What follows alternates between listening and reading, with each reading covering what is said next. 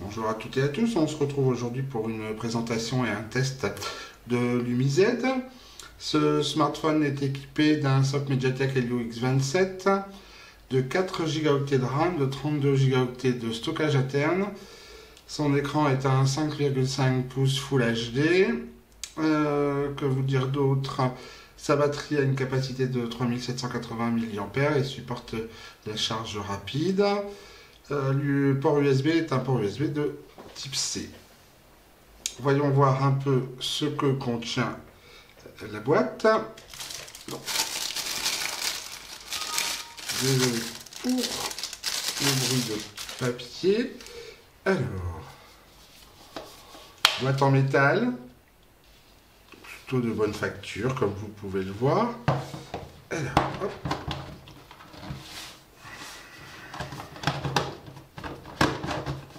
Ça, pas facile à ouvrir.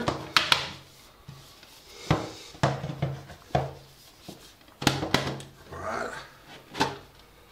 Ok, on y est arrivé. Alors, tout vient avec donc le smartphone en couleur or. J'imagine que ceci est un petit guide de démarrage. Alors, apparemment en plusieurs langues. Le chargeur, qui est un chargeur rapide, qui supporte en 5, 7 et 9 volts 1,67 ampères, 12 volts 1,25 ampères. Un câble USB type C. Et puis ici, je peux la retirer comme vous pouvez voir, un poinçon pour ouvrir le tiroir des cartes SIM. Carte SIM, c'est un double dual SIM, donc qui supporte 2 nano SIM. Alors au niveau du design, en face avant une caméra 13 mégapixels qui est capable de filmer en Full HD, c'est-à-dire en 1920 par 1080 pixels. Que trouve-t-on également? Un bouton Home qui fait également office de lecteur d'empreintes digitales. En face arrière, une caméra également d'une résolution de 13 mégapixels, un flash type quad LED d'après UMI, pardon. Sur la tranche supérieure, la prise de jack 3,5 mm. En tranche inférieure, le port USB type C, un haut-parleur et un micro. Sur la tranche gauche, on retrouve la tiroir des cartes SIM qui accepte 2 cartes de type nano SIM ou une nano SIM et une carte SD. Sur la tranche droite, on retrouve le bouton Power et le bouton Volume plus moins. Démarrons cette UmiZ.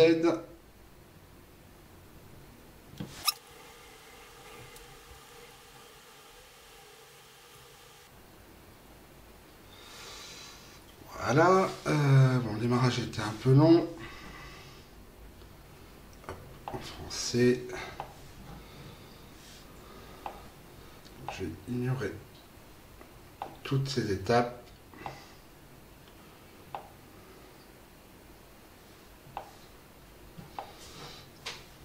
Ça n'a pas grand intérêt pour vous, on les verra un peu plus en détail. Voilà. Ok. Donc, au niveau des applications, on retrouve Maps, le Play Store, Google forcément, Gmail. Au niveau des paramètres, la fonction téléchargement turbo qui commence à être connue, qui permet de marier le Wi-Fi et le réseau pour des téléchargements plus rapides.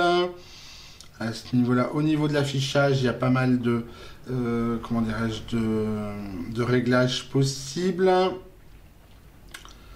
Notamment les effets, enfin les réglages Meravision. Ici, je vois qu'il y a aussi les réglages Clear Motion. Au niveau de la batterie, bah écoutez, allons voir ça. Voilà.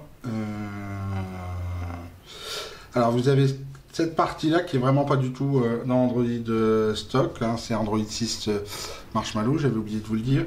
Donc, vous avez la lettre de notification et vous pouvez modifier certaines choses. Bon, vous voyez ici c'est en anglais.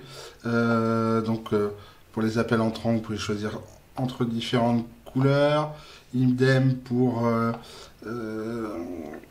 comment dirais-je, les appels en absence. Vous avez différents modes d'économie d'énergie de la batterie. Vous avez, alors les boutons, ça c'est plutôt pas mal. Vous pouvez avoir les boutons réels, hein, voyez, hop. Ou vous pouvez avoir les boutons, pardon, les boutons virtuels. Moi personnellement, je préfère les boutons réels. Ça permet d'avoir l'écran consacré à ce qu'on en fait et pas à chaque fois ce changement. Vous pouvez gérer l'arrêt des tâches des applications qui sont en tâches de fond et déterminer les applications à mettre dans une liste blanche ou celles qui ne seront pas effacées, enfin qui ne seront pas nettoyées entre guillemets en arrière-plan. Oups, pardon. Hop, voilà, voilà.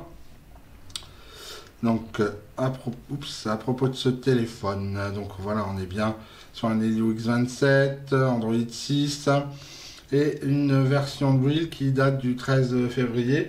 C'est déjà la deuxième mise à jour que j'ai, qui est disponible. J'ai appliqué les deux. La première est arrivée par OTA, la deuxième, celle-là, j'ai dû la faire manuellement en téléchargement, le fichier zip et en installant en local. Alors l'UmiZ est équipé d'un lecteur d'empreintes digitales qui se situe ici, sur ce bouton Home, qui ne s'enfonce pas, hein, qui est vraiment que sensitif. Alors, pour ajouter... Oups, pardon, ça a glissé un peu. Pour ajouter une empreinte, bon j'en ai déjà mis une, vous allez dans Sécurité, empreinte digitale, oui ça va, c'est bon. On ajoute une empreinte digitale. Voilà. Pensons à bien bouger le doigt complètement. Ah, que s'est-il passé? Bon, bah écoutez, c'est moi qui ai appuyé trop fort, peut-être. Oui, il y en a bien deux. Alors, voyons voir ce que ça donne.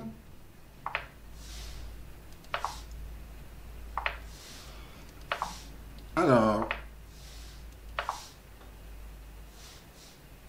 ouais. Donc au niveau fiabilité, il n'y a pas de souci. Par contre, au niveau réactivité, c'est pas encore ça. Il faut laisser le doigt jusqu'au moment où l'écran est déverrouillé. Alors pour qui est des performances de cette UmiZ, j'ai effectué quelques benchmarks, notamment en toutou. Pardon, et donc j'ai fait des captures écran. On va aller en regarder quelques-unes, pardon. Alors,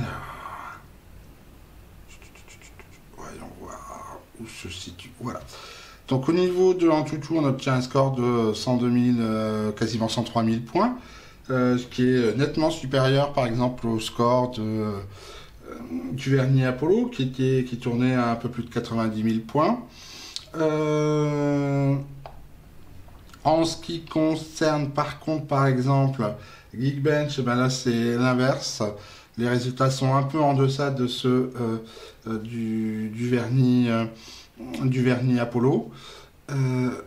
Alors en single core, au niveau du classement, il se situe entre un Xiaomi Mi 4C et un Huawei Nexus 6P. En multicore, il va se situer entre un Galaxy S7 Edge de Samsung et un OnePlus 3. Après, j'ai également utilisé l'application 3D Mark et j'ai fait les tests qui étaient disponibles.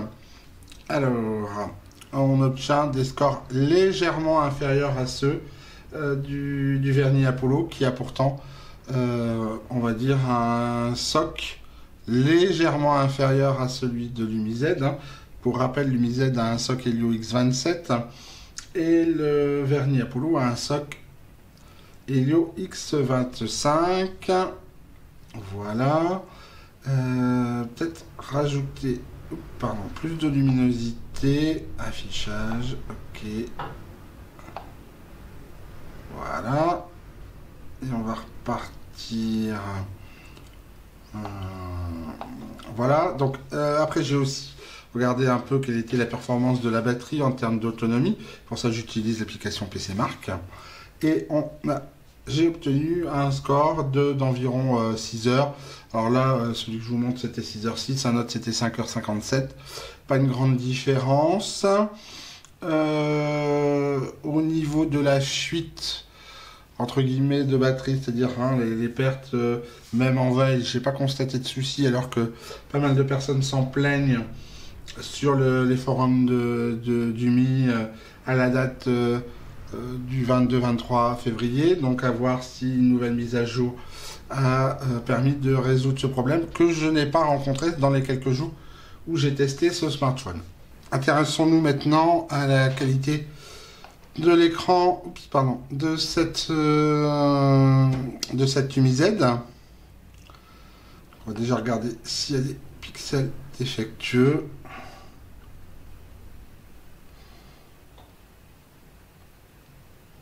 Voilà.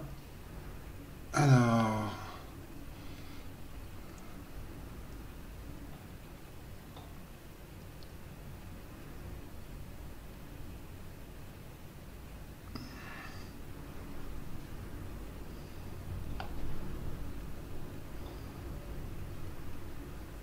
Voilà.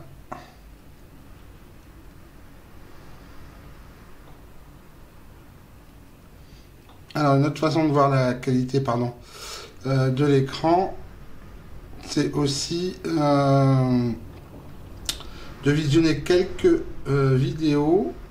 photos, et aussi une vidéo. On va aller dans la galerie. Alors, ce sont des photos qui n'ont pas été prises par l'UMI-Z, je précise, comme à chaque fois. Sont une série de photos que j'aime utiliser et qui sont toujours les mêmes, ce qui permet de comparer. Vous voyez que l'écran est réactif, pas de soucis, les couleurs sont agréables, peut-être un chouïa attiré vers le jaune.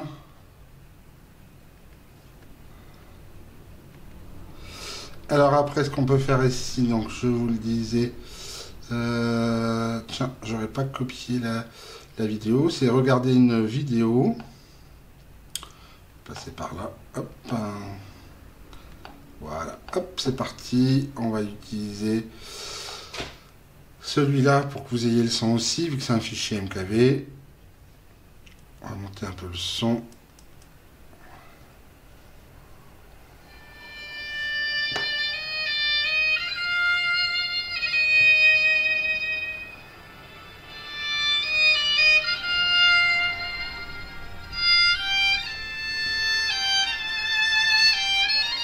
Un peu.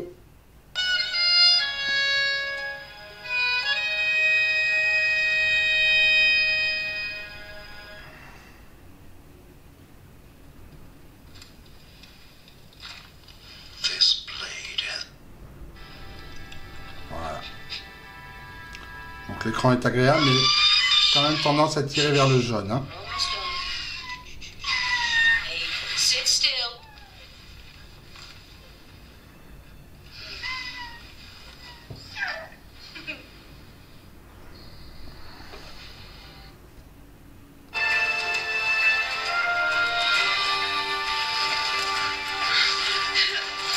Alors cette tendance à tirer vers le jaune, vous ne le verrez peut-être pas forcément sur cette vidéo parce que je me rends compte que l'œil de la caméra a tendance à modifier ça. Mais je vous prie de me croire sur parole, il y a quand même une tendance à tirer vers le jaune. On va écouter quelques morceaux tirés de YouTube, des morceaux libres de droit.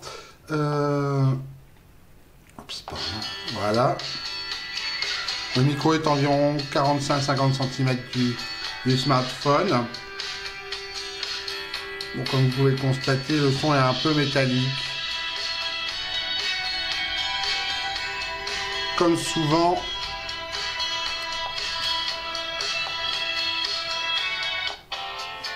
donc un peu métallique comme souvent avec les smartphones chinois.